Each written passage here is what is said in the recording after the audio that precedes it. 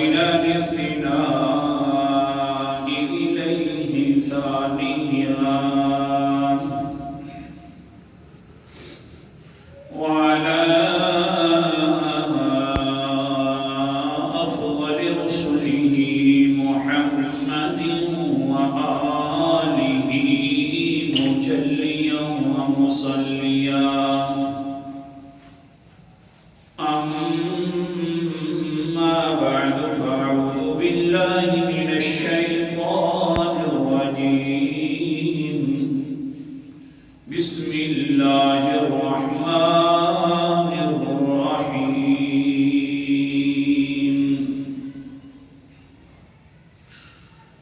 إن عدة الشهور عند الله 12 شهرا في كتاب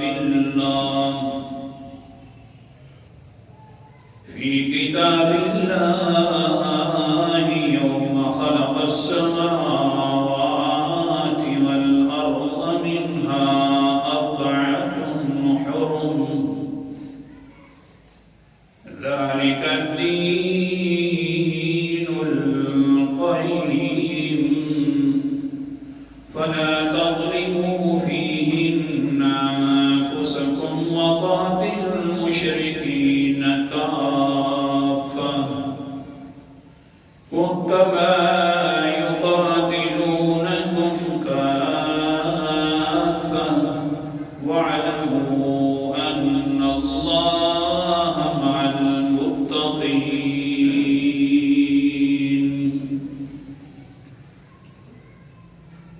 قال النبي صلى الله عليه وسلم ما كان لنبي بعثه الله في أمة قبلي إلا كان له من أمة حواريون وأصحاب يتخذونه بسنته ويقتدون بأمره ثم إنها تخلف من بعدهم خلوف يقولون ما لا يفعلون ويفعلون ما لا يأمرون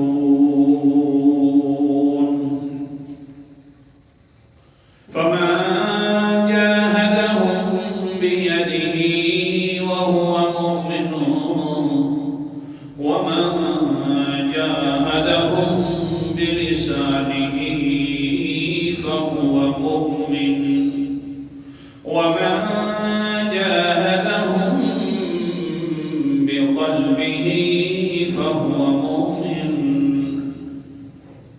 ليس وراء ذلك من الإيمان حبة خردل أو كما قال عليه الصلاة والسلام. صدق الله العظيم وصدق رسوله النبي الكريم ونحن على ذلك من الشاهدين والشاكرين والحمد لله رب العالمين. أستغفر الله العظيم وأتوب إليه لا حول ولا قوة. سامعین دی وقار میں نے آپ کے سامنے قرآن مقدس کی ایک آیت مبارکہ اور ایک مطول حدیث مسلم شریف کی میں نے پڑھی ہے. دعا فرماؤ کہ اللہ تعالیٰ مجھے صحیح بیان کر سکنے کی توفیق عطا فرمائے اور پھر جانبین کو اس پر عمل کرنے کی بھی توفیق عطا فرمائے. رجب کے مہینے سے ایک عنوان چلا تھا رجب اور عزت کہ اللہ تعالیٰ نے اس مہینے میں بہت سارے عزتوں سے ایمان والوں کو نوازا اور میں نے سمجھانے کی یہ بھی کوشش کی تھی کہ اس رجب کے مہینے کے اندر جو یہ لگا ہوا ہے، جو بھی جنگ ہوئی تو بغیر لڑائی کے اللہ تعالیٰ نے فتح عطا فرمائی. اتنی عزت ہوئی ایمان والوں کی، بغیر لڑائی کے فتح. لیکن حال یہ بن گیا ہے کہ اس رجب کے حال کے اعتبار سے بڑا عزت والا مہینہ تھا، لیکن مسلمانوں نے جس حرمت والا مہینہ ہوا کرتا تھا پہلے سے یاد آ رہی ہے. اس مہینے جو بھی حرمت والا مہینہ ہے تو مسلمان کیا کرنا شروع کر دیتے ہیں؟ اس کو عزت والا تو اپنی جگہ سے رہ گیا، اس کو بدعات کے ساتھ سارے کے سارے بدعات اس کے اندر شروع کر دیتے ہیں. بدعات ہی بدعات کے ساتھ عزت کی جگہ بس اس کو پتہ نہیں کیا کیسا بنا دیا کہ ایسے وہ لگتا یوں ہے کہ اس کے اندر تو کہیں اللہ کا عذاب بنا جائے. آپ اندازہ فرمائیں جو بھی حرمت والا مہینہ ہے آج کل کے مسلمان نے اس کے ساتھ کیا کیا ہے.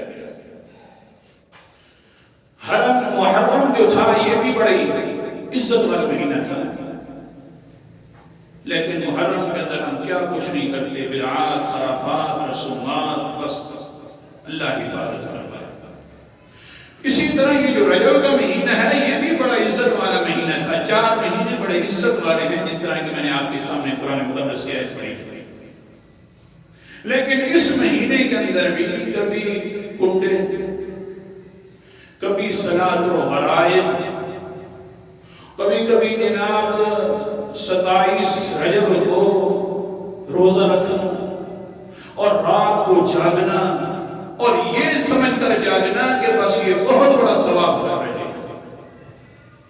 تو یہ نہیں کہ ہم نے اس عزت والے مہینے کے اندر ایسے خرافات کر دیے کہ شاید کہ ہمارے اوپر اللہ کی رحمتوں کے بجائے کہیں کبھی نہ کبھی عذاب نہ آ جائے. یہی حال چل پڑا. اب دیکھیے صلاۃ وغیرہ ہو رہا ہے، خاص مخصوص نماز، پہلے جمعے کے اندر خاص نماز، دوسرے میں بھی وہی نماز کی، باقی جو 4 جمعے یہ نماز صلاۃ وغیرہ کی پڑھ لے گا سارے اگلے پچھلے سارے گناہ معاف ہو جائیں گے. لوگ بھی سوچتے ہیں ماشاءاللہ اچھی بات ہے، پھر ہم یوں کریں گے، باقی نمازیں نہیں پڑھیں گے، صحیح صلاۃ وغیرہ بھی پڑھتے ہیں. اور اسی طرح ایک 27 رجب کو بس روزہ رکھ لیا کیونکہ معراج کا موسم تھا. حضور صلی اللہ علیہ وسلم نے 27 رجب کو معراج کروائی. اس میں روزہ رکھ لو تو انسان کی نیکیاں اسی طرح وہ اوپر چلی جاتی ہیں، عرش تک چھو لیتی ہیں وہ نیکیاں. تو انسان کو یہی چاہیے تھا گناہ معاف ہو جائیں اور عرش تک نیکیاں پہنچ جائیں، بس یہ اسی دن کا روزہ بھی رکھ لیا. اور پھر جو ہے کنڈے دیے جائیں. کنڈے جو ہے نا بس کنڈے کے ساتھ کنڈے، اور کنڈے پتہ نہیں کیا بنا ہے، اس کے ساتھ انسان بہت زیادہ مال فراوانی کے ساتھ اس کو ملنا شروع ہو جاتا ہے. اور گھڑنا شروع کر دیا حضرت امام جعفر کے کنڈے، اور کیا کہنا شروع کر دیا کہ امام، عجیب سی بات ہے یہ جو کنڈوں والی رسم ہے یہ ہے یہ 1931 میں آئی ہے. پہلے کوئی کنڈے کو کنڈے نہیں تھے. 1931 میں، یعنی آج سے تقریباً 100 سال سے پورا نہیں بنتا پہلے. اور امام جعفر جو گزر چکے ہیں وہ تو تابعین میں سے تھے، وہ بہت پرانے تھے. یعنی 1300-1400 سال کے بعد ان کو کنڈوں والی رسم امام جعفر پر صادق نظر آئی کہ امام جعفر نے فرمایا تھا کہ جو اس دن کے اندر میٹھی شیرینی پکا کر لوگوں میں بانٹتا ہے، خود بھی کھاتا ہے، تو اللہ تعالیٰ اس کو کبھی محتاج اور اس کی روزی کم نہیں ہوگی، زیادہ سے زیادہ ہوگی. کس سے بھی گھٹنا شروع کر دی ظالموں نے. ایسے ایسے قصے کے بس اللہ بنا کہ ایک عورت تھی، امام جعفر نے بات کی کہ 22 رجب کو کنڈے کیا کرو. تو عورت سن رہی تھی اور اس کا جو خامد تھا بڑا غریب تھا، وہ اتنا غریب تھا کہ باہر کے ملک چلا گیا. اور پھر امام جعفر نے کہا کہ آج کون سا دن ہے؟ لوگوں نے بتلایا عجیب سی بات ہے، امام جعفر ہو اور اجنبیہ کے پاس آ کر باتیں کرنا شروع کر دے، یہ ہمارا تو گمان بھی نہیں ہے کہ اجنبیہ کے ساتھ آ کر اس نے یہ کہنا شروع کر دیا کہ کون سا دن ہے 22 رجب ہے، اچھا ٹھیک ہے جو میرے اس کنڈوں میں شریک ہونا، تو پھر اس کے لیے روزی بہت زیادہ ہوگی۔ اس نے عورت نے جھاڑو ڈال دیا، کنڈے پکائے اور کھانا شروع کر دیا، کھلانا شروع کر دیا۔ ہوا یہ کہ بس 1 سال کے اندر اندر ساری فراوانی اسی کے گھر کے اندر ہونے لگی۔ اللہ حفاظت ہو۔ پھر جی 1300 سال آپ سو رہے، کدھر گئے تھے وہ کنڈے؟ اب کیوں یاد آ گئے ہیں 1931 میں؟ تو میں سمجھا یہ رہا تھا کہ جو بھی حرمت کا مہینہ ہے اس کے اندر ہم نے اس حرمت والے مہینے کی عزت کس طرح کی پامال کی ہے کہ اب ڈر لگتا ہے کہ یہ اللہ کا عذاب نہ آ جائے۔ اللہ حفاظت فرمائے، کہہ دو آمین۔ آپ اندازہ فرمائیں کہ اس امت سے جو پہلے لوگ تھے، انشاءاللہ میں سبق شروع کرتا ہوں، تھوڑی سی توحید مشکل ہے۔ اس امت سے جو پہلے لوگ تھے انہوں نے کیا کیا؟ انہوں نے یہ کیا کہ یہ مہینے جو حرمت والے تھے انہوں نے آگے پیچھے کرنا شروع کر دیا۔ جو حرمت کے مہینے ہوتے تھے، محرم ہو گیا، رجب ہو گیا، انہوں نے کیا کیا کہ مہینوں کی تاریخ تبدیل کر دی۔ اپنی مرضی کرتے تھے کہ ان کے حرمت والے مہینوں کے اندر کوئی اس طرح کا گناہ ٹھیک نہیں ہوتا، انہوں نے آگے پیچھے کر کے حرمت والے مہینے بھی آگے پیچھے کر دیا۔ سفر والے مہینے کا نام الگ رکھ دیا، رجب والے مہینے کا نام الگ رکھ دیا، اگر کوئی قبول کرنا پڑتا تو انہوں نے مہینے کو تبدیل کر دیا، اور اس امت نے اس کی جو عزت تھی اس کو تباہ و برباد کر دیا۔ اللہ حفاظت فرمائے۔ قرآن مقدس سنیے اور حدیث پاک کا فرمان، سبق پورا کرتے ہیں۔ اعوذ باللہ من الشیطان الرجیم، بسم اللہ الرحمن الرحیم۔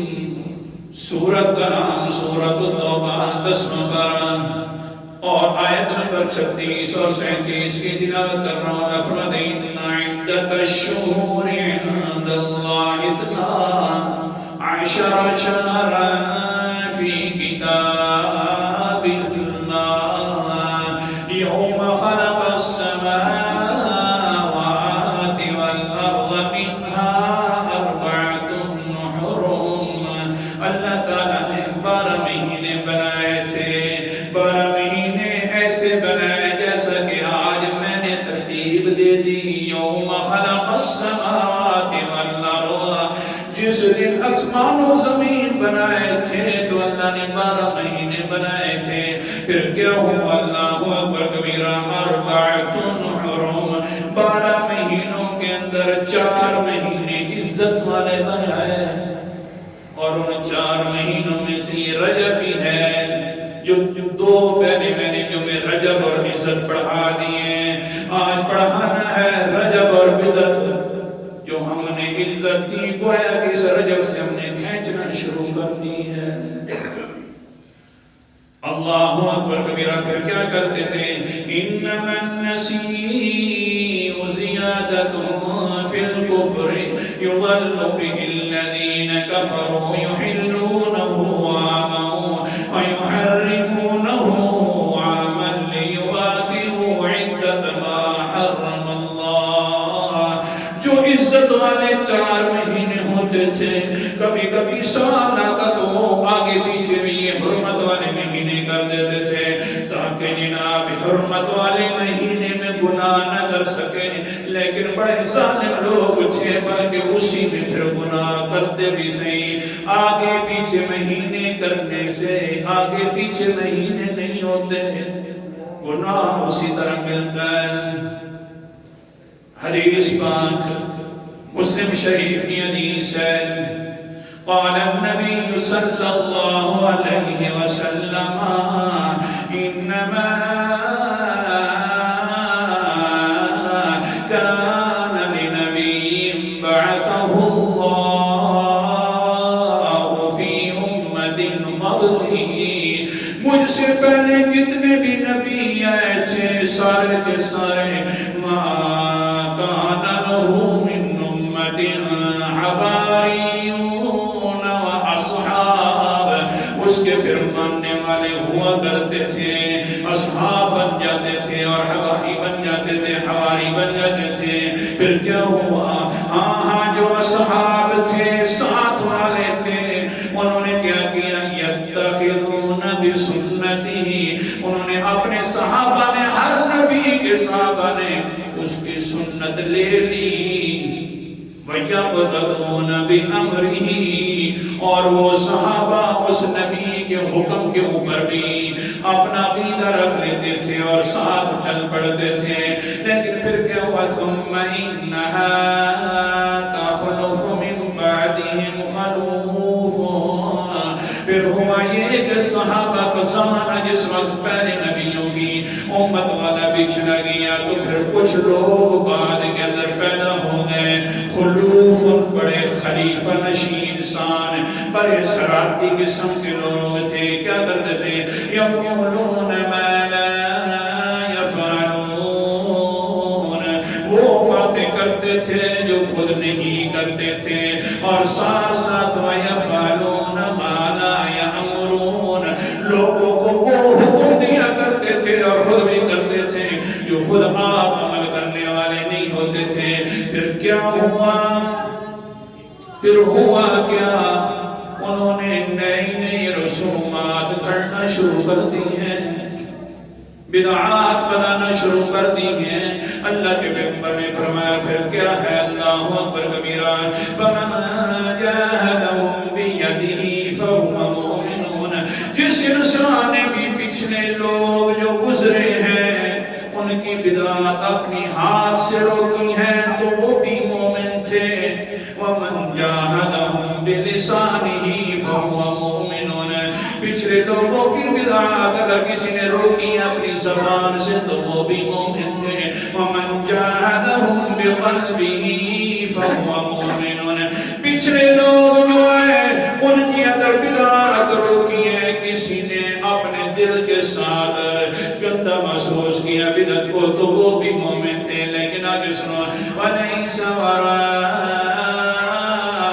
ذَلِكَ مِنَ الْإِيمَانِ حَبَّةُ خَرْدَلٍ، دھیان کرنا اس کے بعد کوئی ایمان نہیں ہے. نہ انسان زبان سے روکے، نہ ہاتھ سے، اور نہ انسان دل کے اندر بدعت کو گندہ محسوس کرے تو سن لو اس کے بعد ایمان کا درجہ بھی نہیں ہے. ہاں ضروری ہے اگر کسی کے ہاتھ میں ہے تو ہاتھ سے روک دے، خبردار کنڈے نہیں کرنا.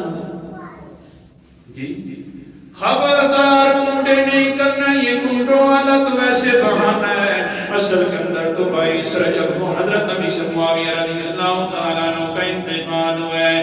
خبردار ہو جاؤ، صلاۃ الرغائب کوئی چیز نہیں ہے. خبردار ہو جاؤ جی، خبردار ہو جاؤ. یہ جو 22 رجب والا روزہ ہے، رات کو جاگنا، یہ بھی کوئی چیز نہیں ہے. 27 رجب والا جناب وہ جو معراج والا روزہ ہوتا ہے، ہم نے خود پڑھے ہوئے، نانا یہ ساری بدعات ہیں، کوئی کچھ نہیں ہے. جو اللہ نے رجب کو عزت دے کر رکھی تھی بس وہی برحق ہے. کوشش کریں گے. 3 درجے ہیں ایمان کے، ہاتھ سے روکنا، زبان سے روکنا، یا پھر دل کے اندر تو نفرت ہو. جو انسان بدعت کرتا ہے یہ اس پر خوش ہو جاتا ہے. حدیث سنا رہا ہوں آپ کو. قال النبی صلی اللہ علیہ وسلم ان اللہ حجب التوبۃ صاحب بدعۃ. اللہ کے پیغمبر نے فرمایا جو انسان بدعت کرتا ہے اللہ کا قانون یہ ہے کہ کبھی اس کو توبہ کی توفیق بھی نہیں دیتا. توبہ کی توفیق ختم. وہ تو سمجھ رہا ہے میں نیکی کر رہا ہوں، کیسے توبہ کرے گا؟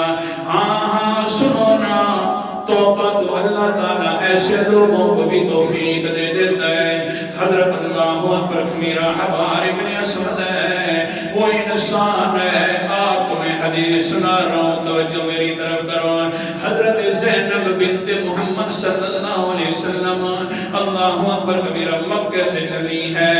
ہاں آ رہی ہے اپنے پاپا کے پاس محمد صلی اللہ علیہ وسلم کے پاس مدینہ انور کے اندر حبار ابن اسود کو کسی نے بتلا دیا وہ حبارہ تجھے پتہ ہے جس کی تو شکوے بیان کرتا ہے اور تجھے پتہ ہے کہ جو تیرا دشمن ہے محمد مصطفیٰ صلی اللہ علیہ وسلم ان کا حال یہ ہے کہ ان کی بیٹی ہے جا رہی ہے مدینہ کی طرف ہاں اگر یہاں سے آسانی کے ساتھ چلی جائے گی مدینہ کی طرف تو لوگ کہیں گے یار کوئی اس دنیا کے اندر مرد بھی نہیں رہتا کہ اپنے دشمن کی بیٹی جا رہی ہے اس حبار ابن اسود جو انسان ہے اس کو غصہ آ گیا آ کر کیا کرتا ہے اللہ اکبر کبیرہ اونٹ کو نیزہ مارتا ہے اونٹ کو دکتا ہے اور چھلانگے مارتا ہے تو حضرت زینب جو ہے اوپر سے گر جاتی ہے خاص صورت کے اندر تھی حضرت زینب بڑے محتاط الفاظ بول رہا ہوں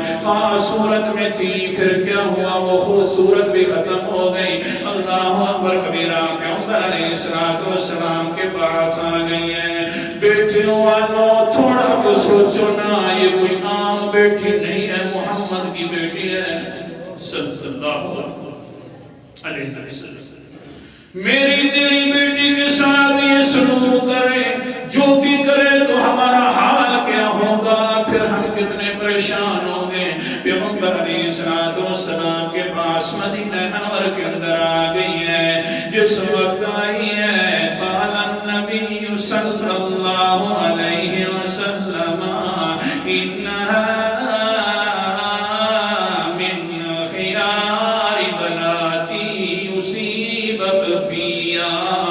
اپنی بیٹی کے سر کے اوپر ہاتھ پھیر کر اور ہاں پھر ماتھے مبارک کے اوپر بوسہ دے کر کہتے ہیں میرا بیٹا مجھے پتہ ہے سب سے پیاری بیٹی تم ہے زینب ہے بڑی بیٹی ہے تم میری لیکن ہاں مجھے یہ بھی پتہ ہے ظالمت نے تیرے اوپر ظلم و ستم جو کیا ہے وہ میری وجہ سے کیا ہے ورنہ تیرے اوپر ظلم ستم کرنے کی کیا ضرورت تھی بیٹیاں تو ہر کسی کی بیٹی ہوا کرتی ہے زینب لیکن تم صبر کر صبر کرنے والوں کے ساتھ اللہ ہوا کرتا ہے بہرحال حضرت زینب آ گئی پھر کیا ہوا اسی کی وجہ سے شہادت بھی حضرت زینب کی ہو گئی پیغمبر علیہ السلام نے جنازہ بھی پڑھا دیا ہاں پھر فتح مکہ ہوا پیغمبر پہنچ گئے مکے کے اندر آرڈر جاری کر دیا وہ جو حبار ہے ابن اسود انسان ہے اس نے میری عزت کا بھی خیال نہیں کیا ان کی بیٹیاں ہمارے پاس آتی تھیں تو ہم نیچے اپنی کملی مبارک نیچے بچھا دیتے تھے اور کہتے تھے تو اس کی بیٹی ہے تو ہماری بھی بیٹی ہے ہاں ان کی عزتوں کی ہم خود ہی حفاظت کرنے والے تھے لیکن وہ میری بیٹی تھی زینب انہوں نے ان لوگوں نے اس کے ساتھ بڑا بے دردی والا معاملہ کیا خاص خیال رکھنا حبار ابن اسود خانے کعبے کے غلاف کے اندر لپٹ کر بھی توبہ کر لے تو کوئی توبہ نہیں ہے اس کو قتل کر دینا اس کے لیے ضرور یہ حکم ہے صحابہ اکرام ڈھونڈ رہے ہیں یہ حبار ابن اسود کو پتہ چل گیا بڑا اونچا آرڈر آ گیا ہے وہاں سے بھاگ گیا جس وقت بھاگا اللہ اکبر کبیرہ پیغمبر علیہ السلام سمجھا یہ رہا تھا کہ توبہ توبہ ہوتی ہے یہ یاد رکھنا سبق بھول نہ جانا حضرت محمد مصطفیٰ صلی اللہ علیہ وسلم نے آرڈر کر دیا ہے یہ مکہ چھوڑ کر چلا جا رہا ہے پیچھے سے کسی نے بتلایا ہو حبار کہاں جا رہا ہے آج تو پیغمبر رحمت للعالمین بن کر بیٹھے ہوئے ہیں وحشی جو انسان تھا جس نے حضرت حمزہ کے ٹکڑے بھی کر دیے تھے اس نے بڑا ظلم و ستم کے ساتھ حضرت حمزہ کو شہید کیا تھا صرف معافی نہیں ہے اللہ تعالیٰ نے تو اس کے لیے آیات بھی اتار دی ہے کدھر جا رہا ہے کون سی آیات قرآن مقدس کا انداز سبحان اللہ 24واں پارہ اللہ تعالیٰ فرماتے ہیں قُلْ يَا عِبَادِيَ الَّذِينَ أَسْرَفُوا عَلَىٰ أَنفُسِهِمْ لَا تَقْنَطُوا مِن رَحْمَةِ اللَّهِ کہہ دیجئے میرا پیغمبر میرے بندوں کو سنا رہا ہوں واشی کے بارے میں کہنے لیے میرا پیغمبر میرے بندوں کو یا اللہ کیا کریں الذین اسرفوا علی انفسہم لا تقنطوا من رحمت اللہ جنہوں نے اپنے اوپر ظلم کیا ہے گناہ کر کے دھیان کرنا جتنا بھی ظلم کر لو جتنے بھی گناہ کر لو میری رحمت سے گناہ تمہارے بڑھ نہیں سکتے لا تقنطوا من رحمت اللہ اللہ کی رحمت سے ناامید نہ ہو بس میرے پاس آ جاؤ معافی مانگ لو توبہ کر لو میں بعد میں کبھی یوں پوچھوں گا بھی نہیں ہے بندہ بعد میں گناہ تو نہیں کرے گا بس آئے گا توبہ والا ارادہ ہے دل کے اندر خیال آ گیا ہے مغموم بیٹھ گیا ہے ابھی تک تو نے زبان سے یہ نکالا بھی نہیں ہے تو میری رحمت تیرے اوپر پہلے برسات کر دے گی آ جائے گا تو حضرت سید حبار کہاں جا رہا ہے ایسا پیغمبر ہے رحمت للعالمین ہے اوپر والا اللہ تعالیٰ بھی غفور الرحیم ہے واشی قتل ہو گیا ہے جان بوجھ کر قتل کیا ہے ہاں تو نے قتل تو نہیں کیا اگرچہ تیرا بھی بڑا قصور ہے آجا محمد مصطفیٰ صلی اللہ علیہ وسلم کے پاس میاں معذرت کر لینا توبہ کر لینا تو آپ کا بھی گناہ معاف ہو جائے گا یہ حبار ابن اسود آ رہا ہے کام کر رہا ہے نکاح اوڑھ کر آ رہا ہے کہیں ایسا نہ ہو کہ کسی پہلے کسی صحابی کو پتہ چل جائے کیونکہ پیغمبر کا حکم ہے کہ اس کو ضرور قتل کر دینا کہیں محفل میں پہنچنے سے پہلے کام تمام نہ ہو جائے آگے حبار ابن اسود اور سامنے بیٹھ گیا حضور صلی اللہ علیہ وسلم نے فرمایا وہ انسان آنے والا تو کون ہے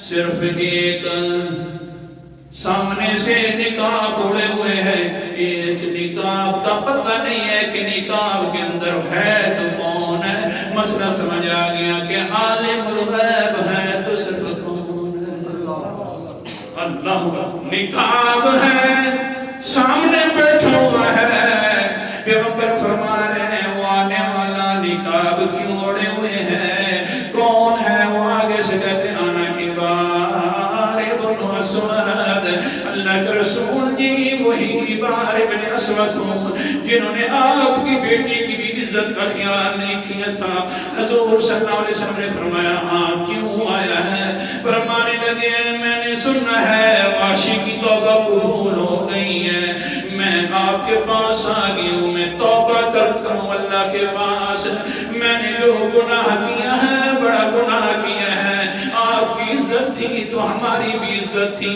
جس طرح آپ ہماری عزتوں کے رکھوانے تھے پیغمبر علیہ السلام جی ہم اس طرح کی قدر نہیں کر سکے ہماری جو ہے بہت بڑی غلطی ہے بتائیے معاف فرما دے اللہ کے رسول نے فرمایا ٹھیک ہے میں معاف کرتا ہوں کیونکہ اللہ کا آج حکم اترا ہے جو بھی آ جائے ان کو کہنا لا تقنطوا من رحمت اللہ میری رحمت سے نہ امید نہ ہونا آج نیا حکم آیا ہے واشی بھی معاف ہو گیا ہے میں نے تجھے بھی معاف کر دیا ہے کہاں کر آگے سے کہتے اللہ کے رسول جی مجھے پتہ ہے غلطی بڑی ہے لیکن کہیں ایسا نہ ہو ایمان لانے کے بعد بھی وہ غلطی معاف نہ ہو تو پھر کیا ہوگا قال النبی صلی اللہ علیہ وسلم ان الاسلام یہدم ما کان قبلہ اے حبار تجھے پتہ نہیں ہے کہ جو بھی اسلام لاتا ہے